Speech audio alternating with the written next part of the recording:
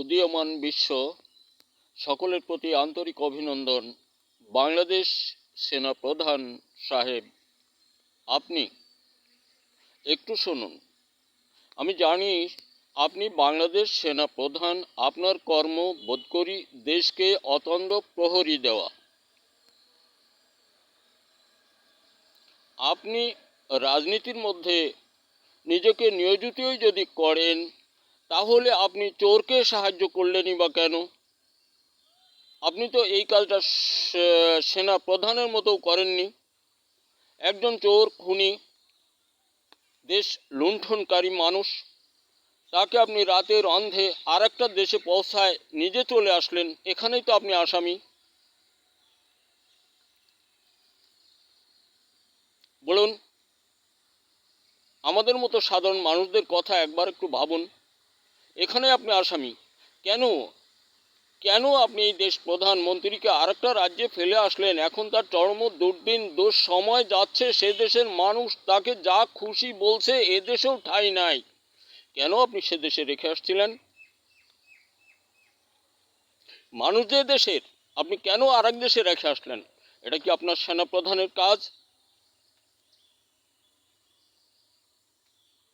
এই কাজটা আমি মনে করি একজন ঠকবাজ মানুষের কর্তব্য কর্ম ছিল। আপনি কেন গিয়েছিলেন? আপনি এখন দেশের বুকে অনেক বড় বড় বুলিয়া ওড়াচ্ছেন, নির্বাচন চাচ্ছেন। ডক্টর ইউনূস সাহেবের মতো মানুষকে আপনি সার্চ করেন, সময়ের তালিকা সম্মুখে অনুভূতিতে পাঠাচ্ছেন। কারণ কি? কারণ কি বলুন? আপনি কি আপনাকে খতিয়ে দেখছেন? কোথায় ছিলেন, কোথায় এসছেন? আপনি এদেশের জনগণের সেনাপ্রধান। আপনি এদেশের জনগণের মধ্যে প্রশংসনীয় অবস্থাটা জ্ঞাপন করবেন, আনয়ন করবেন।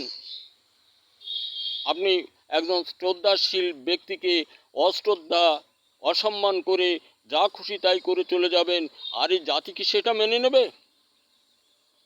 শুনুন, আপনার এই দেশ প্রধান, আপনি যাকে রাতের অন্ধে অন্য অভুক্ত রেখে ছেড়ে পালায় রেখে আসছিলেন এক দেশে, ওনার আরেকটা ভুলের জন্য আজকে আপনার জোর কণ্ঠ নেই। নরেন্দ্র মোদী করছে একটা ভুল, আর আপনার এই নেত্রী, আমাদের সকলের নেত্রী ছিল একসময়, এই নেত্রী করছে আর একটা ভুল। যাবার পূর্বেই যদি দেশ আপনাদের হাতে হস্তান্তর করত, আজকে পারতেন আপনি গলাবাজি করতে। কিন্তু এটাও এই জাতির গুড লাক। আপনাদের মতো মানুষদের হাতে দেশ যায়নি। আপনি সেনাপ্রধান ঠিক আছে, আপনার যোগ্যতার উপরে কতটুকু কি করেছে জানি না, আপনি তাদের ওই পলাতক মহিলার আত্মীয়। এটা আপনার ভুল হচ্ছে, আপনার এটা ভুল হচ্ছে। আমাদের মতো সাধারণ মানুষ, মূর্খ সূর্খ মানুষ, আমাদের মাঝে এই কথাটা, এই পরিচয়গুলো আসবে কেন?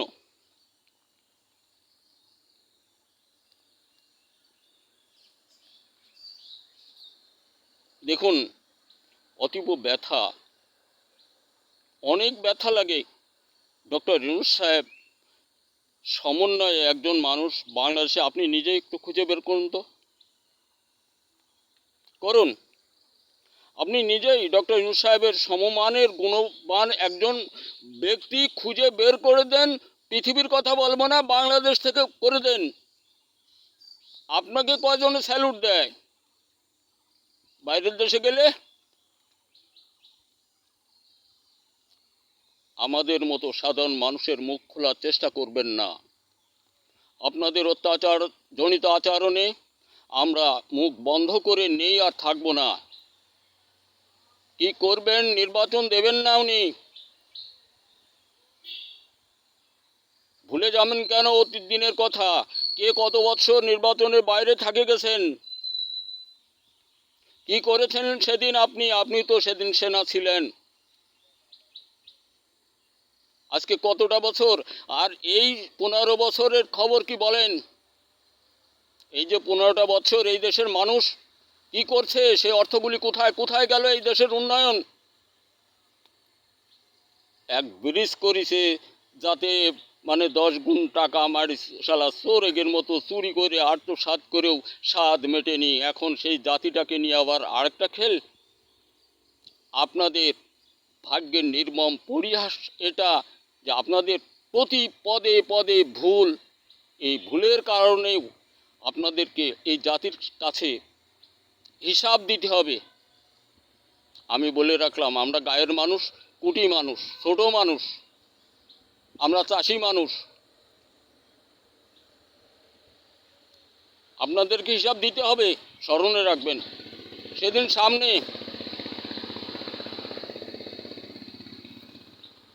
আর আপনি সেনা প্রধান, সেই দেশের মানুষ যে একটা মানুষে হাজার হাজার মানুষ খুন করলো, আয়না ঘরে কষ্ট দিল, সেই মানুষটাকে আপনি সেই দেশের অতন্দ্র প্রহরী প্রধান হয়ে আর একটা দেশে রেখে আলেন। এটা বলুন আপনার ডিফেন্সের কথা। But what can I do, you do, he do. ধন্যবাদ যা করেছেন। ডক্টর ইউনূস সাহেবকে সহ টোটাল জাতিকে স্মরণে রাখবেন। উনিও ওখানেই থাকবেন। কি করবেন আপনি? নির্বাচন না দিলে কিছুই করার নেই, গুলির অধিক। গুলি করে সম্মান আর অধিকার আদায় করা যায় না, তাহলে আপনার সরকার পারত রাতের অন্ধে চলে যেতে হতো না। ধন্যবাদ। দেখা হতে পারে আর একটা ভিডিওতে। তবে দেশের ছেলেমেয়েরা তোমরা গবেষণায়, প্রযুক্তি, বাজারজাত ইত্যাদি কাজে মশগুল থাকো। আমি আব্দুল গফুর তোমাদেরকে অনুরোধ করলাম। ধন্যবাদ। আমার বাড়ি গৃহগ্রাম আলুকদিয়া, মাগুরা।